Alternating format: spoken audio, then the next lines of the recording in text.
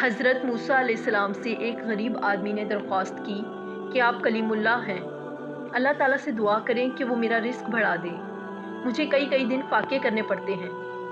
حضرت موسیٰ علیہ السلام نے بارگاہ خداوندی میں اس شخص کی درخواست پیش کی تو بتایا گیا کہ اس آدمی کی قسمت میں قلیل روزی ہے، اس لیے ہمارے ہاں سے تھوڑا تھوڑا کر کے اسے روز دیا جاتا ہے تاکہ آخر تک ملتا رہے۔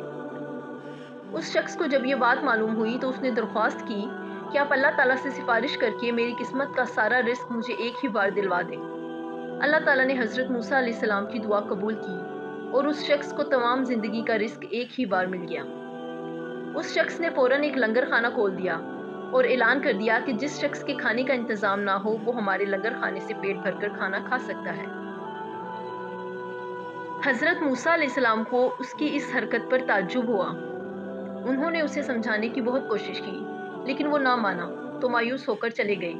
ایک ہفتے بعد ان کا ادھر سے گزر ہوا تو دیکھا کہ لنگر خانہ ابھی بھی جاری ہے۔ دوسری مرتبہ وہ 1 ماہ بعد اور پھر تیسری مرتبہ 6 ماہ بعد ادھر سے گزرے تو آپ نے حسب معمول اسی طرح لوگوں کو لنگر خانے سے کھانا کھاتے دیکھا۔ ان کا خیال تھا کہ اس آدمی کی دریا دلی کی بدولت سارا رزق چند ہی دنوں میں ختم ہو جائے گا، مگر لنگر خانہ تو ابھی تک جاری ہے۔ آپ نے اللہ تعالیٰ سے عرض کیا، یا اللہ یہ کیا قصہ ہے، اس کا تھوڑا سا رزق ابھی تک باقی ہے؟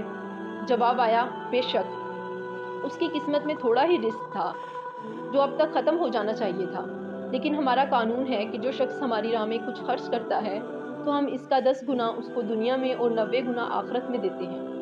جتنا یہ بندہ ہماری راہ میں خرچ کرتا ہے اس کا 10 گنا ہم اسے دنیا میں ہی دے دیتے ہیں۔ اس میں تعجب کی کیا بات ہے؟